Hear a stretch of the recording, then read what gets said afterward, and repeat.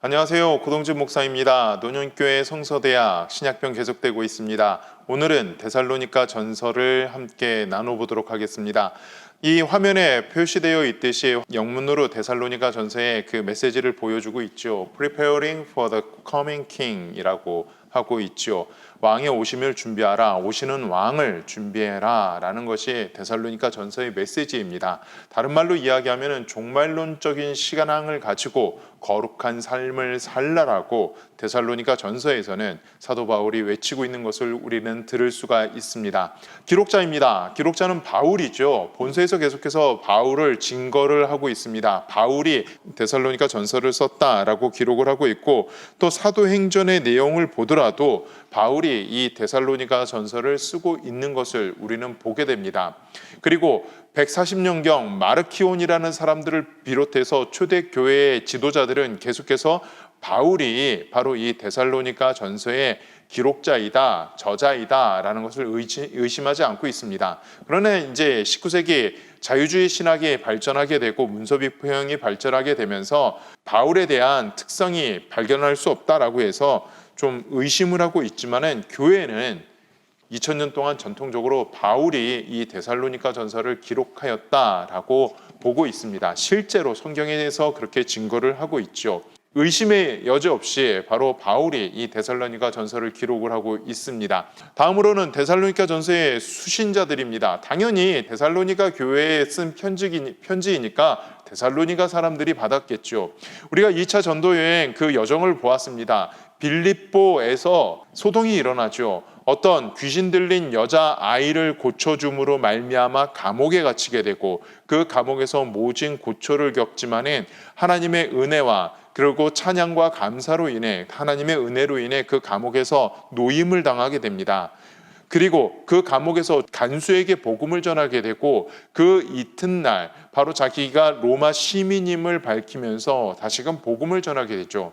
이 빌립보 지역에서의 소동 때문에 로마 관리들은, 로마의 그 주둔군들은 바울이 빌립보에 계속 있기를 원하지 않았습니다. 그래서 빌립보를 떠나가라라고 이야기를 해서 바울이 떠나서 온 곳이 바로 데살로니가라는 지역이죠. 그 지역에서 복음을 전하고 3주간 머무르면서 교회가 생기게 됩니다. 그리고 그 지역에 있는 교회 교인들에게 바로 편지를 써서 보내게 되죠. 데살로니가 교회 교인들을 대부분은 어떠한 사람이냐면은 앞에 써놓고 있듯이 이방 그리스도인들이었습니다.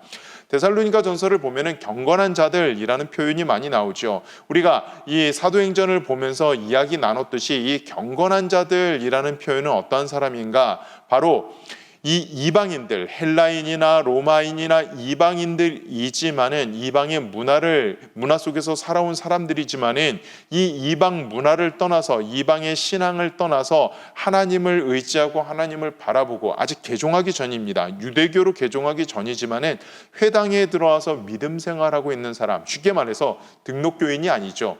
등록교인은 아닌데 교회 출석하고 있는 사람들이라고 생각하시면 됩니다. 그 사람들을 가리켜 유대인들은 회당에서 경건한 자들, 이방의 경건한 자들이라고 이야기를 합니다. 바로 이 경건한 자들이 데살로니가에서 복음을 받아들이게 됩니다. 복음을 받아들인 그 사람들에게 데살로니가 전서를 써 보내면서 믿음을 격려를 하고 있는 내용이죠.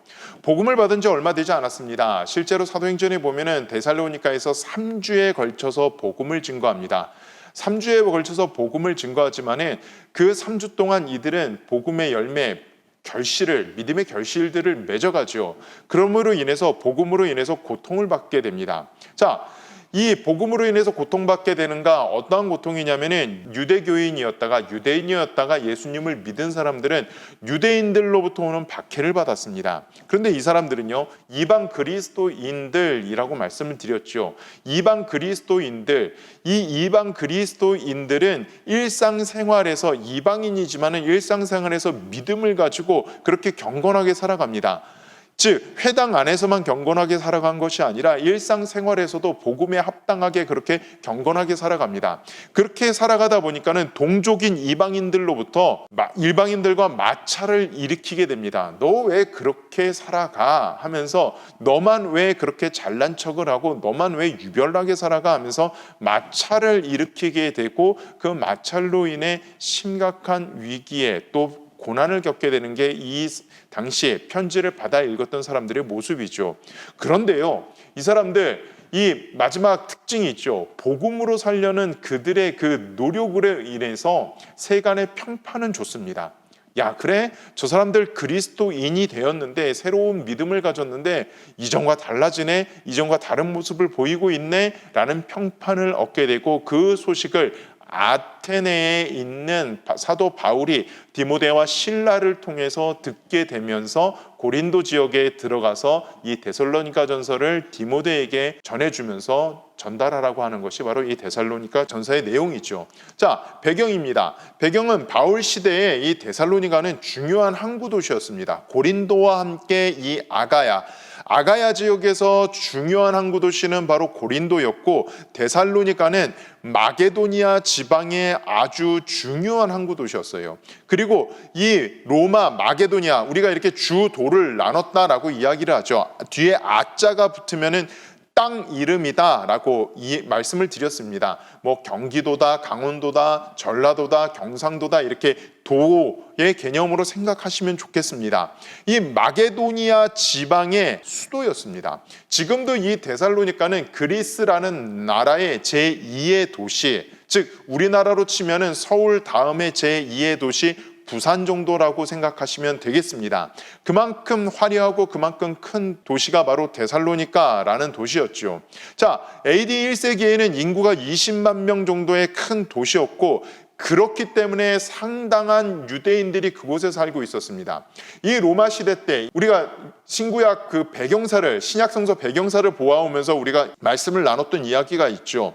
어떤 이야기냐면은 로마 정권이나 로마 정부나 헬라 정부나, 즉 알렉산더 대왕이나 로마 제국이나 유대인들에게 특권을 준 것이 있습니다. 첫 번째가 종교의 특권을 주었고, 두 번째가 무슨 특권을 주었냐면은 상업의 특권을 주었습니다. 무역의 특권을 주었습니다. 자, 유대인들 예나 지금이나 이 금융업과 무역업에 능통한 사람들이죠.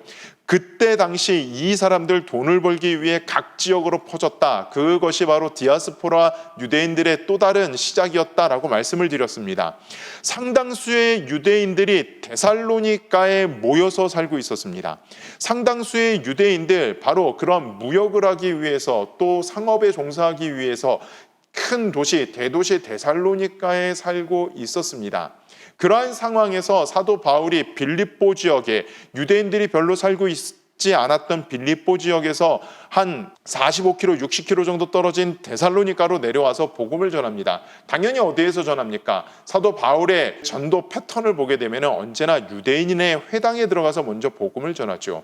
그곳에 가서 복음을 전하고 경건한 이방인들이 복음을 받아들이게 됩니다. 자, 그곳에는 또 어떠한 사람들이 있었냐 하면은 데살로니가 지역, 여러분들 이제 신약 성경을 보시면서 항상 생각하셔야 될 게 무엇이냐면은 항구 도시다, 그리고 요충지다, 대도시다 하면은 언제나 무엇이 있느냐? 신전들이, 큰 신전들이 있고, 또 그 신전들에게는, 신전들 안에는 문란한 음란의 문화가, 음란의 제의 의식이 있었다는 것을 생각하시면 되겠습니다.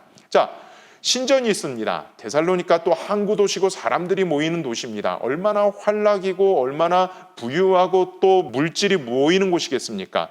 그곳에 당연히 신전이 있습니다. 안녕을 빌어주는, 항해의 안녕을 빌어주는 신전이 있습니다. 그 신전에는 누가 있다고요? 남성 창기들이나 여성 창기들이, 성전 창기들이 있었습니다. 쉽게 얘기해서 예배 드리고요, 그 예배의 연장선으로 그 사람들과 성적 관계를 맺는 그러한 문화가 그곳에 펼쳐져 있는 것입니다. 그러한 문화가 또 대표적으로 펼쳐져 있는 게, 우리가 이제 3차 전도 여행을 끝나면서 고린도 전후서를 보겠는데요. 고린도라는 도시도 그러한 대표적인 문화, 그런 음란의 문화가 있었던 것입니다. 자, 그곳에서 그렇게 우상 숭배를 하고 음란의 문화에 빠져드는 것에 환멸을 느끼는 사람들이 생기잖아요. 그 이방인들이 주위를 둘러보니까 유대인들이 믿고 있는 종교 틀립니다. 아주 윤리적으로도 정결하고 분리되고 거룩한 그 유일 신의 매력을 느껴서 와서 예배를 드리게 됩니다. 그 사람들에게 복음이 들어가게 됩니다. 그리고 그 사람들 복음을 가지고 복음의 열매를 맺기 위해 치열한 노력을 합니다. 자, 이제 이 사도 바울이 쓴 서신서들을 우리가 보고 있는데요. 여기서 여러분들 기억하셔야 될 게 무엇이냐면은 사도 바울의 전도를 하면서 믿게 된 사람들의 계층입니다. 물론 부유한 사람들도 있었고 유력한 사람들도 있었지만은 사도 바울의 복음을 듣고 개종한 사람들, 믿기 시작한 사람들, 믿음의 길을 걸어가는 사람들은 대부분 노예들이거나 아니면은 노예에서 자유인으로 이제 막 노예의 신분을 벗어난 그 사람들, 다시 말하면은 하층민들이 하나님의 복음을 받고 예수 그리스도의 십자가를 붙잡고 살아가게 되는 것이죠. 그러면서 점점점 상위 계층도 믿음을 갖게 되는 것이 초대 교회의 그 복음 전파의 모습입니다. 보시죠. 왜 데살로니가가 그렇게 중요한 도시이고 왜 데살로니가가 이렇게 활락의 도시였는지 보여주는 단편적인 모습입니다. 지금 이것이 그리스 반도거든요. 그리고 이쪽이 터키죠. 우리가 신약 성경에서 계속 보고 있는 소아시아, 비두니아 그쪽 지역입니다. 그리고 저쪽 끝이 무엇입니까? 바로 로마이죠. 여기 이 도로, 로마가 닦아놓은 도로입니다. 아주 일직선으로 직선으로 나 있는 도시들, 큰 도시들을 연결하면서 놓아 있는 도로가 있습니다. 고속도로죠. 로마의 군사도로, 로마의 고속도로입니다. 그 도로의 이름이 바로 이그나티아 가도라고 합니다. 이그나티아 가도. 이 이그나티아 가도의 중심부에 바로 데살로니가가 있습니다. 즉, 이 데살로니가는 항구를 가지고 있을 뿐만 아니라 도로의 교통 요충지가 되는 곳입니다. 그러니 이 데살로니가 지역, 이 마게도니아 지역의 동서양의 모든 물물들이 모이는 곳이 데살로니가라고 여러분 생각하시면 되겠습니다. 그러니까 그 당시 2000년 전에 20만 명이나 모여서 살았고 음란의 문화와 그러한 쾌락의 문화들이 넘쳐났던 것을 우리가 보게 됩니다. 사도 바울은요, 이 사도 바울의 2차 전도 여행 이쪽 마게도니아 지역 부분을 우리가 확대해서 보고 있습니다. 사도 바울이 드로아에서 배를 타고 사모드라게를 지나 네아폴리로 들어가 빌립보로 들어갑니다. 빌립보에서 이제 사도 바울이 투옥에서 풀려나오고 나서 전도 여행을 떠나가게 됩니다. 전도 여행을 떠나가게 되는데 어떻게 떠나갑니까? 암비볼리를 지나서 데살로니가 지역을 들어갑니다. 자, 이 빨간색 화살표는 사도 바울이 전도 여행을 하는 모습, 그 도로 여정을 표시해 놓은 것이고요. 이 빌립보 지역부터 시작되는 회색의 실선이 하나 쭉 동서로 이어져 있는 것을 보게 됩니다. 바로 이것이 이그나티아 대로이죠. 이그나티아 대로를 사도 바울이 빌립보에서부터 암비볼리 베레아까지 따라 내려옵니다. 그러면서 데살로니가에 들어가서 복음을 전하게 되는 것을 보게 됩니다. 자, 데살로니가에서 3주의 복음을 전합니다. 그런데 데살로니가에서 3주의 복음을 전하는데 우리가 말씀을 드렸죠. 그곳의 유대인들이 복음 전도를 방해를 합니다. 어떻게 방해를 합니까? 그곳에 있는 이방인들 조직폭력배들을 동원해서 선동을 하게 됩니다. 즉, 그 사람들이 이 데살로니가 지역을 아주 어지럽혀 놓습니다. 그 일로 인해서 이 데살로니가 지역에 무슨 소문이, 이 바울 일행에 대해서 무슨 소문이 퍼지냐면은 소동케 하는, 선동을 하는, 아주 소란을 일으키는, 소요를 일으키는 사람들이라는 그러한 오명을 얻게 됐죠. 그래서 밤에 도망쳐 나와서 베레아 지역으로 들어갑니다. 베레아 지역으로 들어갔는데 이 유대인들 베레아까지 쫓아와서 똑같이 조직폭력배들, 불량배들을 동원해서 그런 소동을 일으키기 때문에 간신히 바울만 피신하게 됩니다. 배를 타고 바울만 피신해서 아테네에 도착하게 됐죠.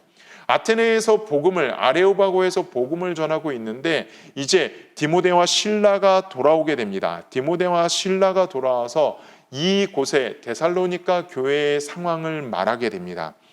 바울이 그렇게 급하게 떠났는데 이 바울의 마음속에는 걱정이 되잖아요. 저 사람들은 어떻게 믿음이 잘 자라고 있나? 저 사람들은 어떻게 되는가? 막 걱정이 됩니다. 그런데 아테네에서 복음을 전하고 있는 그 상황 가운데 들려오는 소식이 있습니다. 디모데와 실라를 통해 들려오는 소식이 무엇입니까? 바로 그 사람들 핍박에도 굴하지 않고 복음의 열매를, 믿음의 열매를 맺어가고 있다라는 소식을 듣습니다. 그래서 너무나도 기뻐해서 고린도 지역으로 들어와서 디모데에게 편지를 쓰고 디모데를 올려보내면서 믿음을 굳건하게 하는 그러한 내용이 바로 데살로니가 전서의 말씀이죠. 데살로니가의 현재 정경입니다. 지금도 그리스의 제2의 도시죠. 굉장히 큰 도시고 항구를 끼고 있는 그러한 도시입니다. 계속해서 이 데살로니가의 정경입니다. 데살로니가의 정경이죠. 여러분들 지금도 2000년 내내 이렇게 큰 도시를 유지하면서 왔던 것이 이 데살로니가의 모습입니다. 자, 데살로니가 다시 한번 보겠습니다. 사도 바울이 이 데살로니가에 편지를 쓰면서 믿음의 진보를 위해 이야기를 하고 있는 것이죠. 기록 연대는요, 2차 전도 여행 중에 기록했다라고 보시면 되겠습니다. 고린도에서 2차 전도 여행 중에 복음을 증거했다. 디모데가 데살로니가 교회의 소식을 가져왔을 때 그 답신으로 기록한 편지다라고 보시면 되겠습니다. 자, 기록 목적입니다. 기록 목적 첫 번째, 데살로니가 교회 성도들의 믿음을 칭찬하고 격려하기 위해서, 그래 여러분들 잘 믿고 있습니다, 바로 그렇게 믿어야 됩니다 라는 내용이 데살로니가 전서에 나와 있습니다. 그리고 두 번째로는 성도들의 믿음의 진보를 위해서, 거기서 그치는 것이 아닙니다. 우리는 주님이 오시는 그날, 왕이 오시는 그날, 그 날을 준비하면서 거룩한 삶을 살아가야 됩니다 라고 하는 것이 바로 데살로니가 전서의 내용이죠. 그리고 또 데살로니가 전서에 이 데살로니가 교회의 교인들은 관심이 있습니다. 어떤 관심이 있냐면 예수님의 재림과 부활에 대한 관심입니다. 그 중에서도 무슨 관심이 있냐면 예수님의 재림이 오기 전에 죽은 사람들은 그냥 끝난 거 아니냐, 그러면 우리의 신앙은 어떻게 되느냐, 거기에 대해 관심이 있습니다. 그래서 사도 바울이 뭐라고 말씀하십니까? 천사장의 호령이 있을 때 우리는 먼저 잠자는 자들이 일어나고, 그리고 우리가 부활에 동참하게 된다라는 그런 말씀을 하고 있죠. 그 재림과 부활에 대해서 분명히 가르치고 있는 말씀이 바로 이 데살로니가 전서의 말씀입니다. 첫 절, 바울과 실로아노와 디모데는 하나님 아버지와 주 예수 그리스도 안에 있는 데살로니가인의 교회에 편지하노니 은혜와 평강이 너희에게 있을지어다. 그리고 끝절, 우리 주 예수 그리스도의 은혜가 너희에게 있을지어다. 이렇게 성도들이 예수 그리스도의 은혜 안에 있기를 간구하면서 편지를 마칩니다. 전체 보기를 보겠습니다.